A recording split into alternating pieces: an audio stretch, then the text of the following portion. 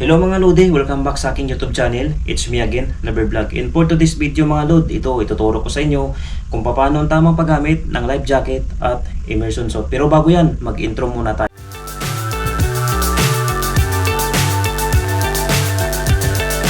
Fly so high, I'm hypnotized. What's up is down, what's left is right. Chasing stars and hope. Right, welcome back mga idol.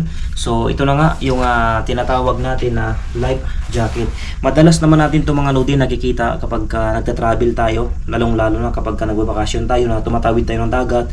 Kung minsan naman ay nasa eroplano, yun nga lang ang kaibahan sa eroplano mga idol ay medyo maliit siya kasi nga minsan so kapag ihipan mo siya so lulubo yun, kaya medyo may kaliitan na siya. Ito kasi malaki ito kasi nga thermosis tong loob niya. Ayan, meron siyang cheese or styrofoam yan sa loob para nga lumutang itong life jacket natin.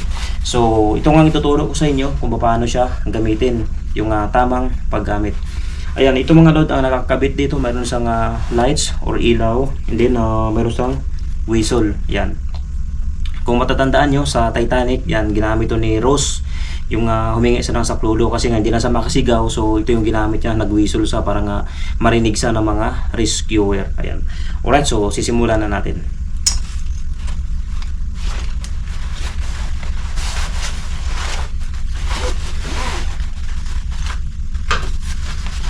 So ito na yung kabuuan niya mga Lode. Ayan mga idol. Yan sa mga marino natin dyan. May mga idea naman ito sa mga hindi alam kung paano nga gamitin yung at sa mga gusto rin matuto, gusto rin magkaroon ng idea itong kung ano yung mga life jacket, ano yung immersion suit. So yan ang ituturo ko sa inyo ngayon ng, para malinawan kayo. Ayan, magkaroon kayo ng idea. Alright.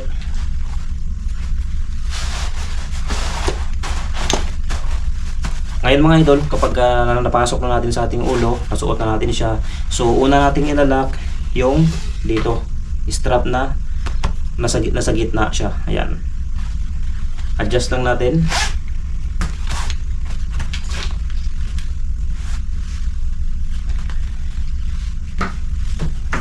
Then lock natin dito. Next naman yung sa gitna to. Ayan, kitang-kita nyo naman mga Lode. Yan, ito ang hawak ko. Ayan, pasok lang natin dito sa ating paa. Lock, hila. Ayan, para maging tight siya. Yung bang pagka tumalon ka sa dagat, so hindi siya maganyan kasi nga may pressure to kapag tumalon ka, so yung impact didiretso siya dito. So kailangan tamang tight lang mga idol. Yan, din yung sobra na to, lagay lang natin sa gilid. Dito lang. Ipit lang natin dyan. Para kapag naglakad tayo, hindi sa masabit sa mga bagay-bagay na nadadaanan natin. So ngayon, ito na siya. Yung mga nakakabit dito mga Lode, kailangan lahat ay gumagana. Maliban na naman dito sa whistle, alam naman natin na gumagana to Yan, ito yung whistle natin, gumagana naman to. Hindi na natin siya itatry. So itong ilaw na lang yung itatry natin. So ito na, gumagana yung lights nya. Yan, close lang natin. Alright, so yan na. Kailangan mga Lode, i-check din natin yan, yung lights, yung mga strap bago natin siya gamitin. Yung bang kapag ginamit siya natin during the emergencies, hindi ma-compromise yung ating safety. So yun, kailangan yun. Right, ngayon kapag ganito na mga idol, so kapag tumalon tayo sa dagat, kailangan nakaano din to, yung kamay natin nakaganin, ipopost din natin siya. Yun nga para yung impact, hindi ganun kalakas yung impact na didiretso dito, titingala ka. Yan. Right, so ngayon mix na naman natin yung immersion suit. So ito na yung immersion suit natin mga idol. Simple yan, dito siya sa loob. Ngayon bubuksan natin para na matakaray natin. May pakita ko sa inyo kung paano gamitin.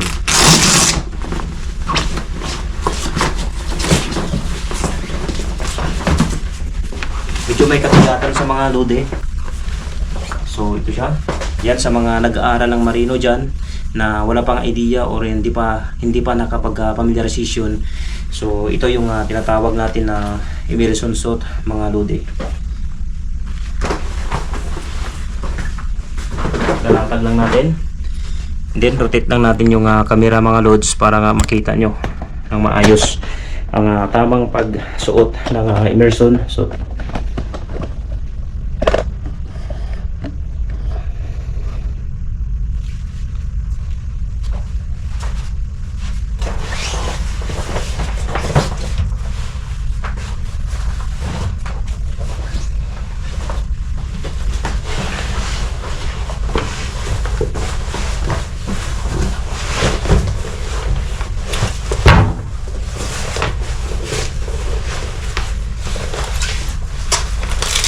Then, lock lang natin ito sa paahan.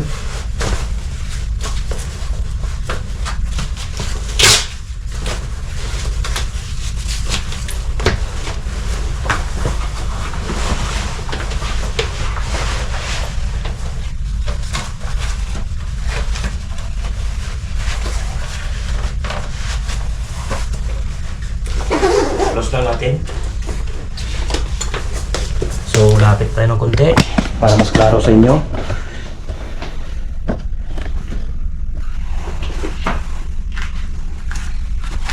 Next, yung gloves.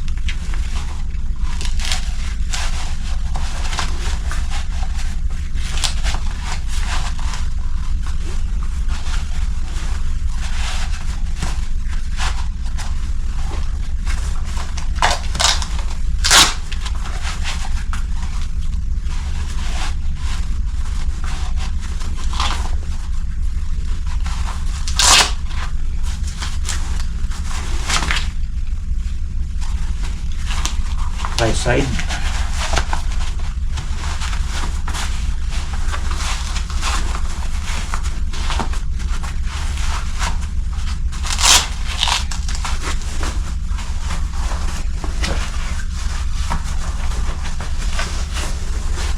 So, ito na yung mga lodi, yung immersion suit. Ayan.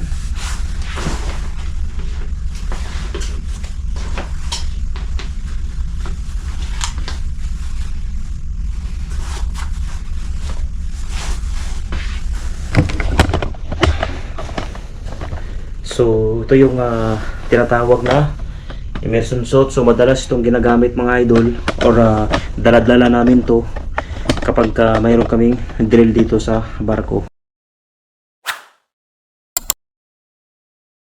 So, ayan mga lodi, sana naituro ko ng maayos sa inyo at ng maliwanag kung paano nga gamitin itong life jacket natin at immersion suit. Ito mga lods, bago ako magpaalam, gusto ko lang i-share sa inyo sa mga nangangarap pa rin na makasampa na or makapagsakay na ng barko international ngayong 2024. Kasi nga mga lods, sa napakadami nating marino na sa Pilipinas, tambak-tambak na mga lodi, madaling araw pa lang pumipila na sa mga manning agencies. Yun nga ang malungkot, kasi nga hindi ka minsan makapasok, sa guard pa lang naharang na, hindi ka na makapagbigay na yung application. Minsan hindi lang doble yung pila dyan, triple pa.